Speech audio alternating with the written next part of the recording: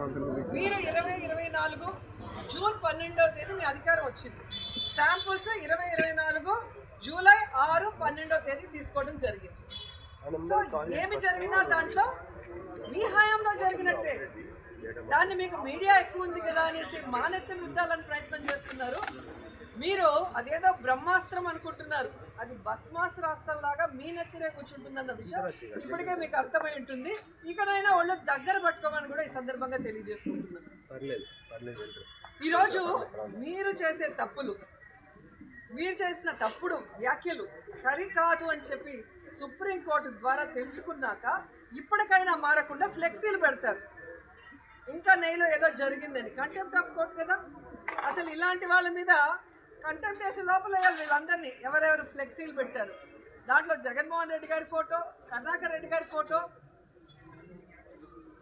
అలాగే సుబ్బారెడ్డి గారి ఫోటో పెట్టడం జరిగింది.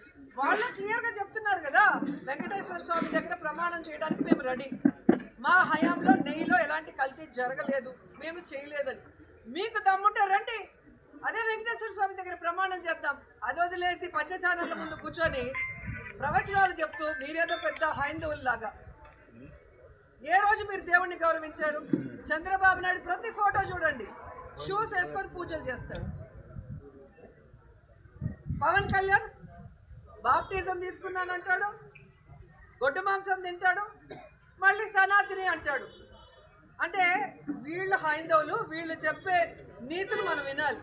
వీళ్ళు ఏ రోజైనా దేవుడిని గౌరవించారా? నిజంగా దేవుడి మీద భక్తి ఉంటే, దేవుడి మీద భయం ఉంటే ఇలాంటి అలిగేషన్స్ చేయరు. ఇలా భగవంతుడిని రాజకీయాల్లోకి లాగరు. సుప్రీంకోర్టు క్లియర్గా చెప్పింది, భగవంతుడిని రాజకీయాల్లోకి లాగద్దండి అంటే మేము లాగటం లేదు అంటూనే మళ్ళీ నిన్న ఫినాయిల్ కలిసిందని అదే భగవంతుని మీ రాజకీయాల కోసం ఎంత నీచంగా వాడుతున్నారో మీరు గమనించాలి.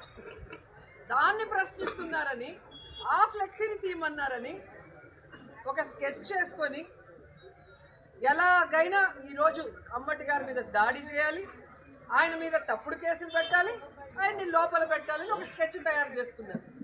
లేకపోతే అసలు ఒక సీనియర్ మోస్ట్ పొలిటీషియన్ కార్లో వెళ్తుంటే ఆడవాళ్ళు పచ్చి బూతులు, ఆ గ్రంథాలయం చైర్మన్ ఆమె ఏజ్ ఏంటి, ఆమెకి ఏజ్ ఏంటి, ఆ మాట్లాడే మాటలేంటి, ఏ మాట అయితే అంబటి గారు మాట్లాడారని కేసు పెట్టారో అదే మాట ఆవిడ మాట్లాడింది. మరి ఎక్స్ మినిస్టర్ని, మరి ఆవిడ మీద ఎందుకు కేసు పెట్టలా? అంబటి గారు ఇంటికి వచ్చాక రెచ్చగొట్టి దాడి చేస్తే తెలియక ఆవేశంలో అన్నాను, వెనక్కి తీసుకుంటున్నానని క్లియర్ కట్గా మీకు చెప్పిన తర్వాత మీరు కేసు పెట్టారు. ఫస్ట్ టైం గెలిచిందంట ఎమ్మెల్యేగా మాధవి గారు. పాప కొంచెం పాలిటిక్స్ కొత్త, అందుకే ఎక్కువ ఎగురుతుంది. ఆవిడకి కొంచెం రోజులు కొట్టి అన్నీ తెలిసి వస్తాయి. అసలు ఆమె ఇంటి ముందుకు వచ్చి ఆమె మొగుడు రౌడీలు గుండాల్లాగా, అంటే ప్రొఫెషన్ గుండాలు అనుకుంటా, ఎమ్మెల్యే కాకముందు చిల్లర రౌడీలు జోబు దొంగలు చేస్తూ ఉన్నారు. ఇక్కడికి వచ్చి వాళ్ళు ఏ విధంగా రౌడీజం చేశారు, ఆ తర్వాత ఎలా వార్నింగ్లు ఇస్తూ ప్రెస్ మీట్ ఇచ్చారు, జగన్ గారు వస్తుంటే మళ్ళీ ఎలా మాట్లాడారు, మళ్ళీ ఇప్పుడు ఎలా మాట్లాడుతున్నారు మీరు చూస్తున్నారు.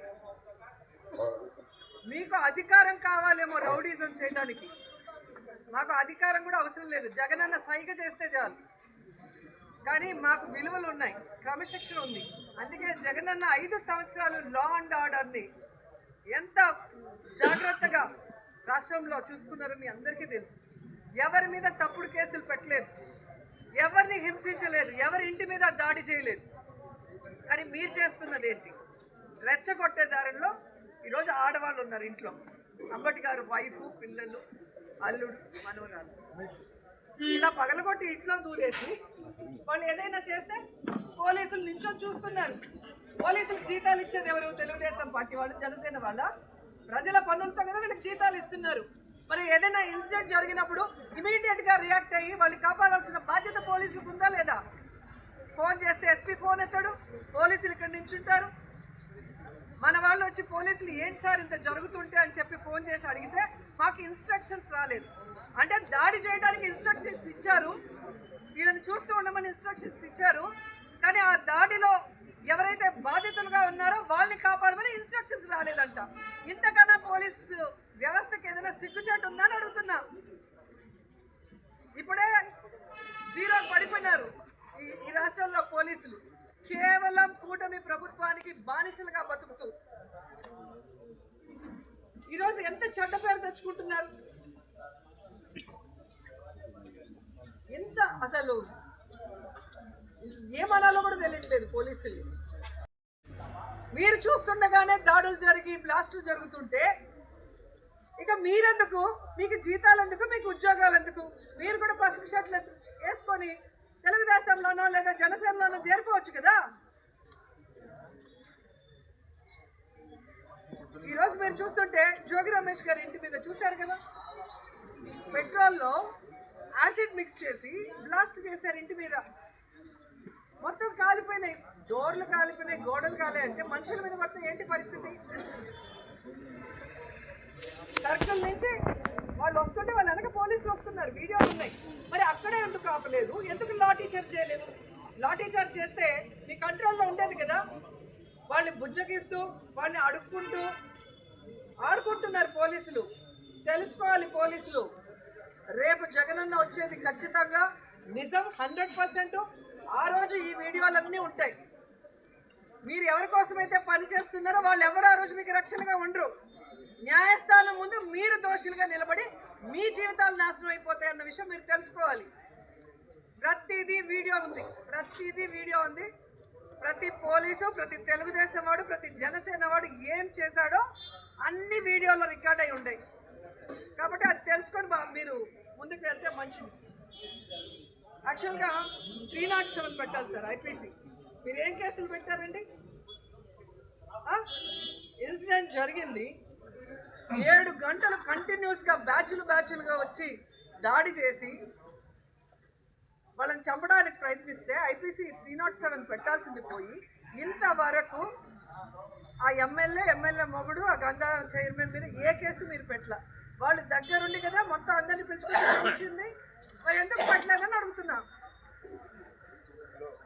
అక్కడేమో కేసు లేని చిన్న ఆయన మనుషులు, ఆ ఫోటోలు వీడియోలు చూస్తే మీకే అర్థం అవుతుంది. ఆయనతో ఉన్న వాళ్ళు చిల్లర కేసులు పెట్టడం, స్టేషన్ బెయిల్ ఇచ్చి పంపించేయడం.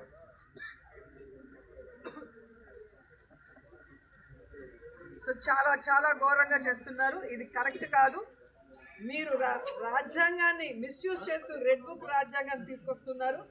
ఖచ్చితంగా ఈ రాష్ట్రంలో ప్రజాస్వామ్యం కూని అవుతుంది. కాబట్టి ఈ ప్రభుత్వ పరిపాలనలో సామాన్యులకి, అపోజిషన్ వాళ్ళకి, ఎక్స్ మినిస్టర్లు అయినా సరే ఎవరికి కూడా రక్షణ లేకపోవడం చాలా బాధాకరం.